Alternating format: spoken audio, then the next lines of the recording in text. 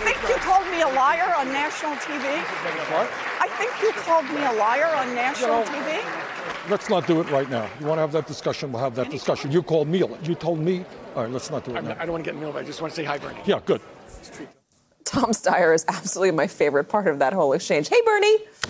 It was caught by a CNN microphone after Tuesday night's debate, that whole thing. And the seemingly growing rift between Bernie Sanders and Elizabeth Warren has some progressives in panic mode less than 3 weeks before the Iowa caucuses. Today, a coalition of more than a dozen progressive groups launched a campaign called Progressives Unite 2020 in hopes of easing tensions between the two candidates' supporters. Steve Kornacki, Noah Rothman, and Donna Edwards are back with me now. Donna, the tensions between the candidates looked high in that video, but that is nothing compared to what you're seeing, especially online, between supporters of Elizabeth Warren and supporters of Bernie Sanders. It is very ugly.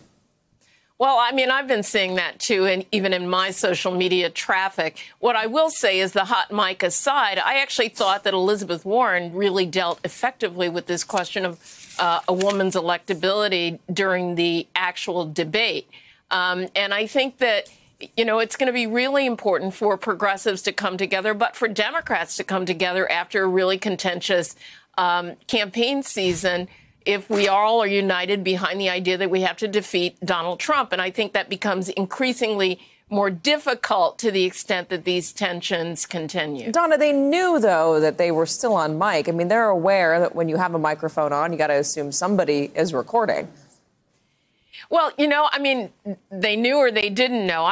You know, I'm not really sure about that. What I will say is that I think that, you know, it was important for us to dispense with this idea of a woman's electability. I think Amy Klobuchar has said that over time, too. And I mean, I've been seeing a lot of social media traffic that, you know, is trying to interject from progressives. But for the Russians, this whole question and discussion would be moot coming out of 2016.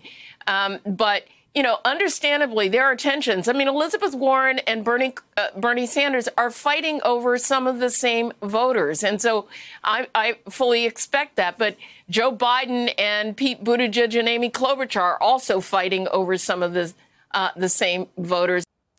Hello, YouTubers. If you're watching this, it means you've checked out our channel, so thank you. Now do me a favor, subscribe by clicking on that button down there. Click on any of the videos to watch the latest interviews and highlights from MTP Daily and MSNBC. You can get more Meet the Press content every morning in the First Read newsletter. If you're tired of content that you don't know anything about where it came from, you don't have to have that problem with us. NBC News, MSNBC, MTP, and the Meet the Press mindset right here for you on YouTube. Subscribe now.